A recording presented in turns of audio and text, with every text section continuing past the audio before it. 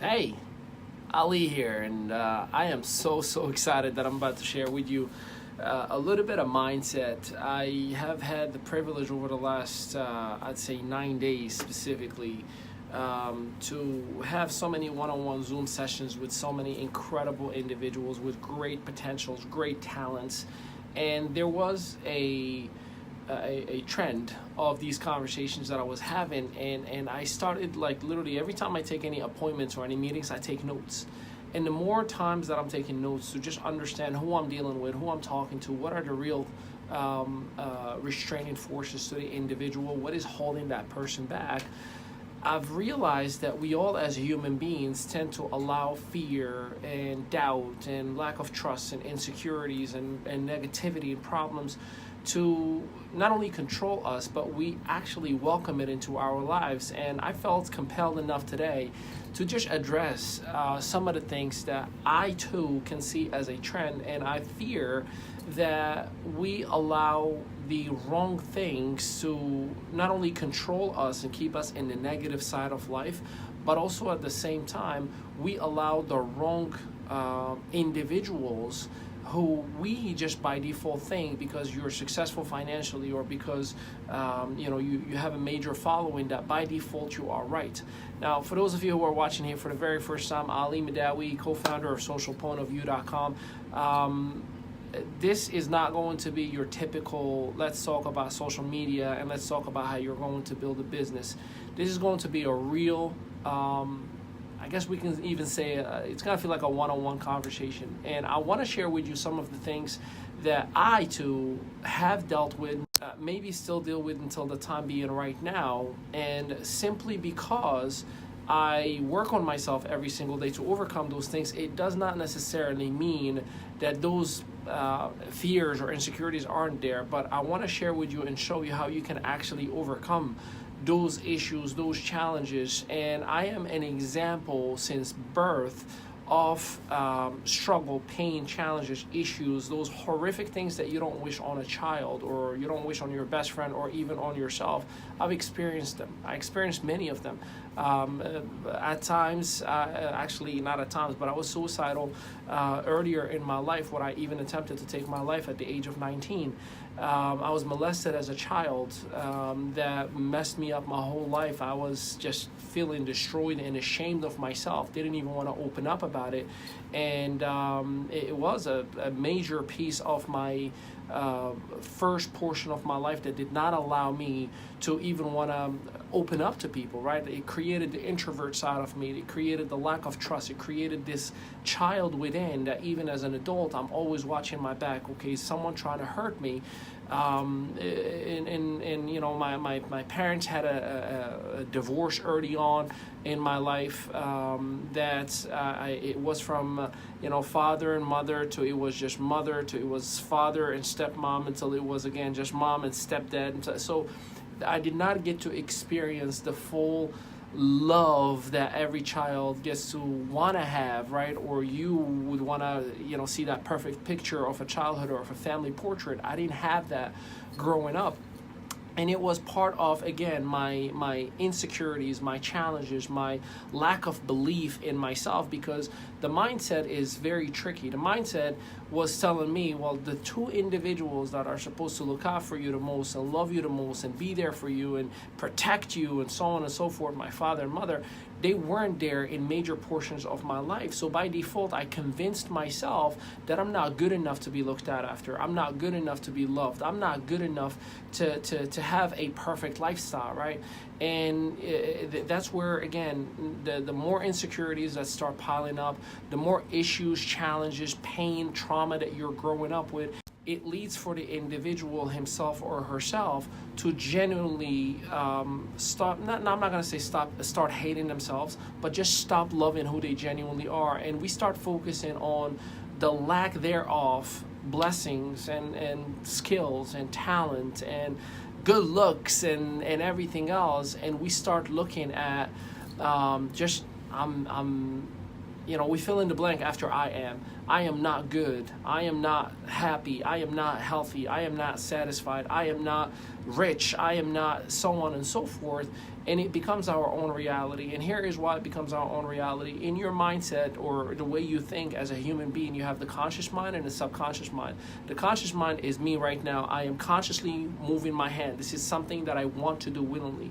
The subconscious mind, if something comes out of nowhere behind me, I'm just gonna jump and get scared, right? Because that's the real, me, right? There's something that may be scaring me that I am not, I'm consciously not showing you, or just the habitual things that we've grown up with. I'm 33 years old, so there are certain things that since I remember myself, I've been doing every single day, and I cannot go a day without doing. That's what subconscious attitude behavior, but there's also subconscious thoughts. See, we always talk about thoughts create feelings, create actions, and then they create results. But in this case, what I want to talk to you about the emotion factor, and that itself is a huge push on who you are, who you can be, and it even leads to, unfortunately, you to start comparing yourself with others. And by the way, if this message hits home with you, feel free to start a watch party. Right on the bottom left, hit the share, and then you're going to have an option to invite anyone that you want to invite into your watch party itself. But I started comparing myself at one piece of my career specifically to other speakers, to other, individuals. At times, I literally would dress up like everybody else that is successful, because I'm like, oh, if I dress up like him, I too will have the success that he has. If I speak like him, I too will have the success that he has. And I was doing that over and over and over and over. And what I was doing is living someone else's truth, not actually mine. What I was doing is, chasing and seeking someone else's happiness, but not necessarily mine. So I want to really help you take a look in the mirror today and ask yourself a question. What do I love about myself? See, just by asking that question, some of you, it could be an emotional question that you can ask. Some of you are going to struggle answering that question, and I'm speaking by experience. That's what got me to feel the suicidal thoughts that I had when I was 19. That's what got me to, not want to have a relationship with my father for a period of time of my life, because I thought, you don't love me, you've never been there for me, you don't want to be there for me. Well, all I didn't know is my father didn't know any better back then. My father has his own personal issues that he had to deal with. Same thing for my mother. At the time I was 10 years old, and my mother just left from where we were back home, Morocco, and just left to the United States. Now again, at that time, this 9 or 10-year-old doesn't understand. All he's seeing is my mother just left me behind to go to another continent. Forget another city, state to work, another continent for 4 years in a row. So again, that child from within always felt like, wow, I'm not even liked by my own. I'm not even loved by my own. So then it starts to translate into everything else. It starts to translate into your business. It starts to translate into your relationship. I struggled with my relationship with my wife early on, and here is predominantly why. My whole life, I've seen all family members, uncles, aunts, fighting, arguing, divorcing. It's literally, divorce is like a normal thing in our family. And in my own relationship, thank God, my wife and I have been married for 12 years, been together for 15 going on 16 years, so it's been a blessing. But my fear was always, oh, she's going to leave me anyway. She's going to lie to me anyway. She's going to go with someone else anyways, right? That was always embedded in my head since, I knew that I was in love, and I still am in love with this woman. I know that she's the one that's for me, for my future, and I will never, ever seek anyone else.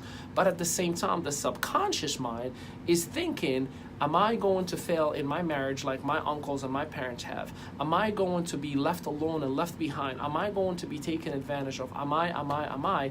And then the more you are letting those insecurities and those questions really eat you inside out, the more you're going to feel like it's true, it's real. And that's where the insecurities, that's where you start comparing yourself with other individuals, really start kicking in. So what is the solution?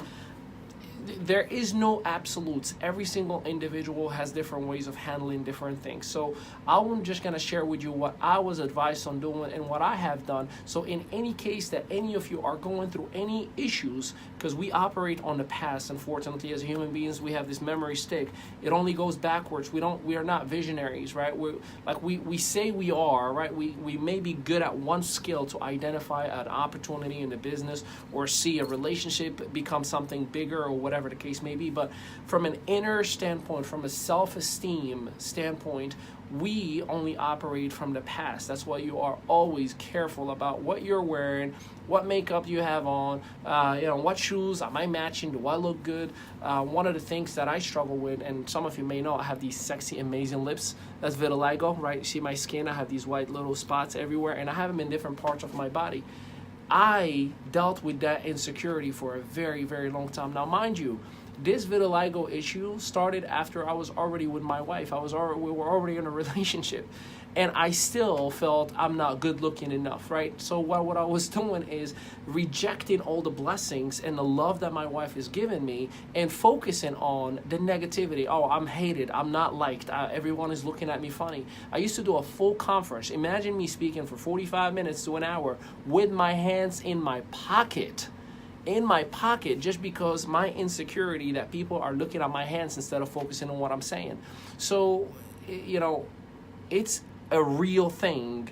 When you focus on the negativity, you start acting negative. When you focus on the lack thereof, you're only going to have the lack thereof, right? It's like in anything, if you're chasing that 20% that's missing out of the 100, you may just be stuck with the 20%. So it's sometimes better to be grateful for that 80% that you have, to be grateful for the fact that you have a roof over your head, to be grateful with the health that you have, the abilities, the skills, the talent that you have. I am an example of it, and I will tell you what I learned before I tell you the solution. Adversity is the biggest deposit in your bank account and your business, your actual self-development.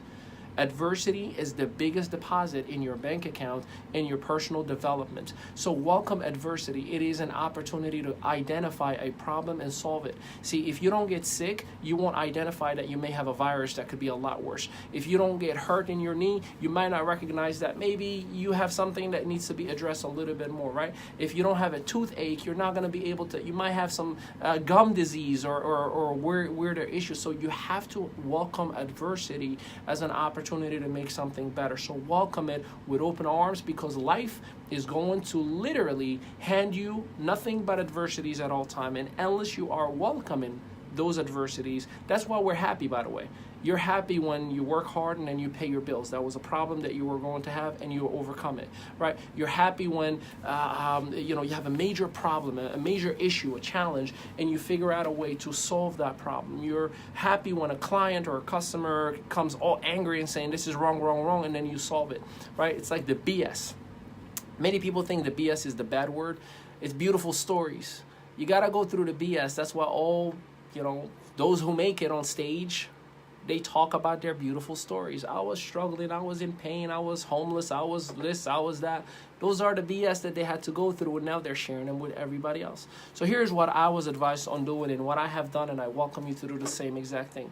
The very first thing, you have to trust yourself that you are going to get better. You have to convince yourself. I know that's the hard part.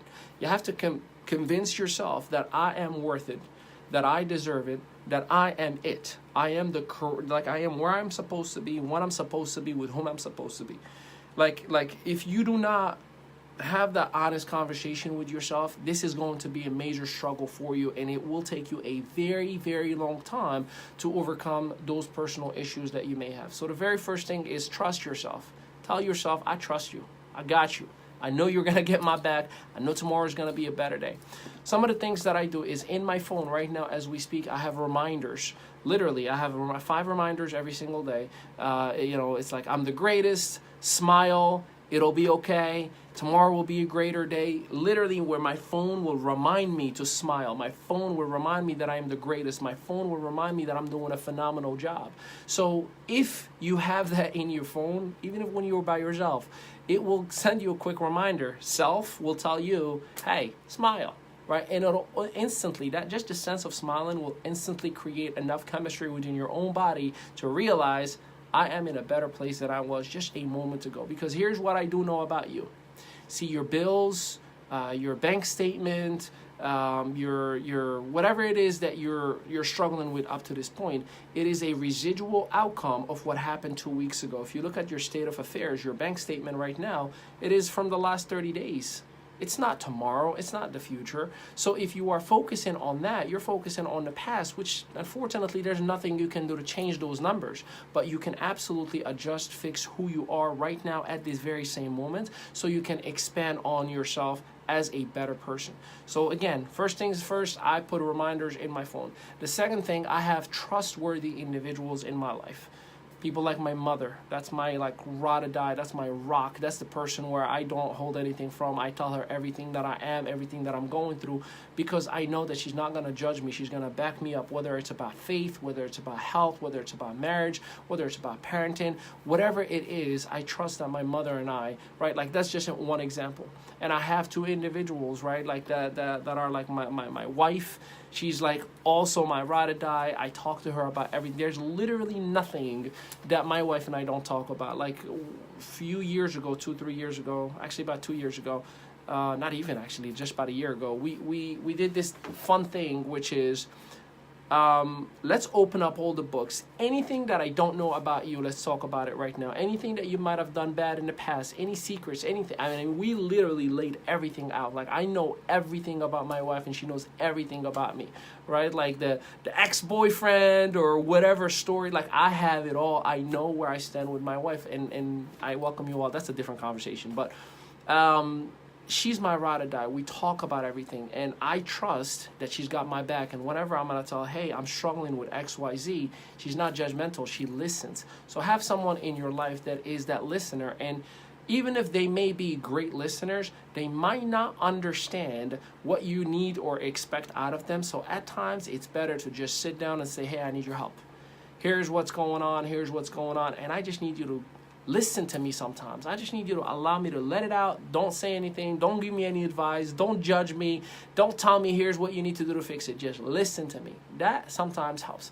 And then I have individuals that I look up to that are doing much better than me financially, family-wise, and all the above. And then by default, I get sound advice, right? And whether, again, it's from a spiritual standpoint, whether it's financially, whatever the case may be. So have people that are doing much, much better than you, or you see them where you want to be. And I'm not talking about money. I'm not talking about network marketing. I'm not talking about business right now. I'm talking about overall as a human being. Find someone who has the lifestyle as a human being that you want to have, and ask them, hey, do you mind every now and then if I just need to seek advice, if I can reach out to you? I'm telling you, that person that you seek to have their lifestyle, if they are as noble as you see them as, I promise you they will help you out. I promise you they will invest 5 minutes here and there in you and advise you on whatever you need.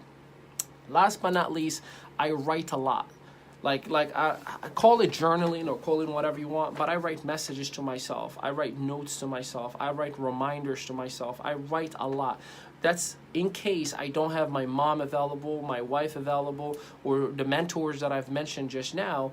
I still need to release that energy that may be holding me back in any way, shape, or form. So either type it, write it, record it, speak it, do whatever it is that you want. Now, some of you may think this is weird, this is awkward, this is like, what am I crazy? Like, that's just what I do.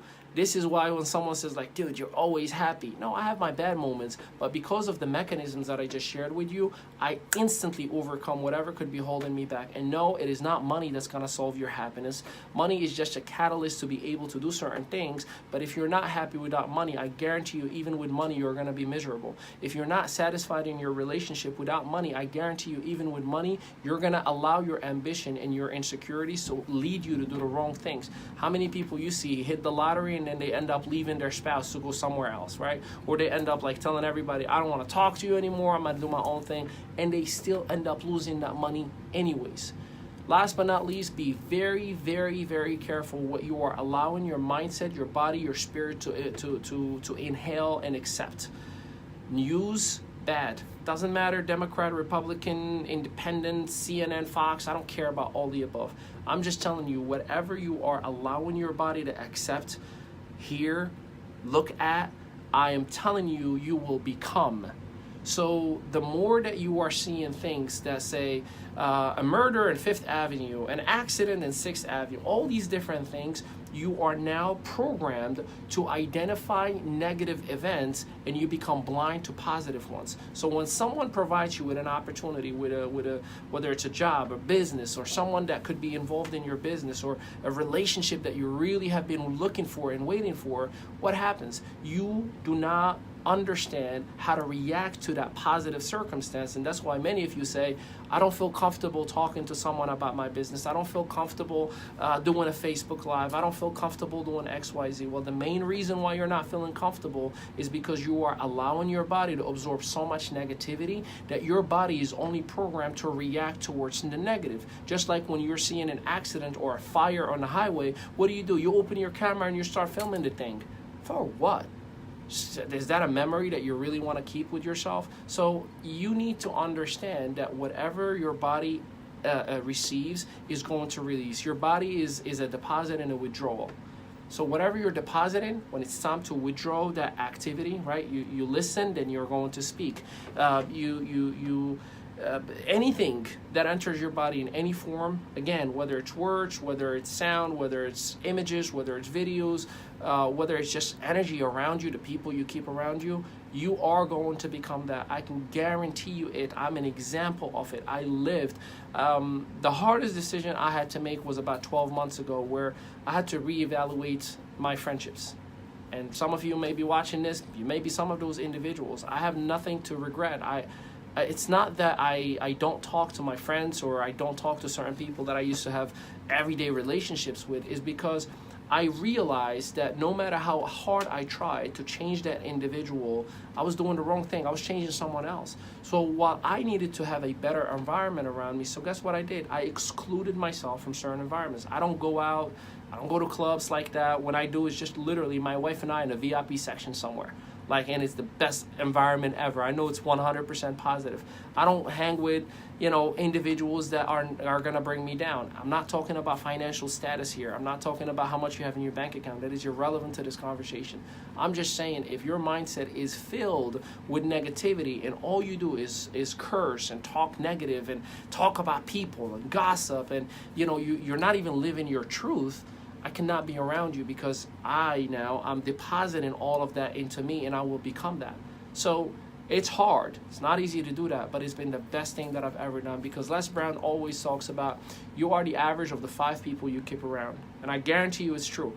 If you evaluate right now by yourself, who am I around most of the time, those 5 individuals, their financial situation, you're the average of that. The way they act, the way they talk, their problems, you're the average of that. So no change means no change. Now, I appreciate you all giving me this opportunity to chat with you and have a little bit of heart-to-heart.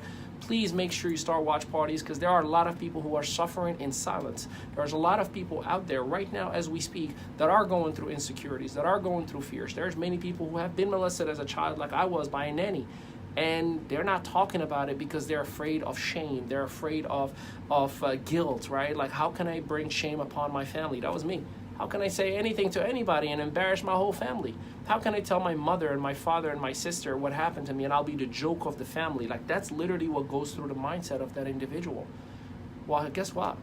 I'm happy, married, I have a beautiful son, I own a home, I have business. A lot of good things are happening for myself. I work with great celebrities and amazing hundreds of you every single week, right, in our communities. And it's the best, greatest feeling ever. It's a privilege to have, to be talking and working with each and every one of you. So I cannot thank you for giving me the privilege and the opportunity to have a little part of your daily routine or your life.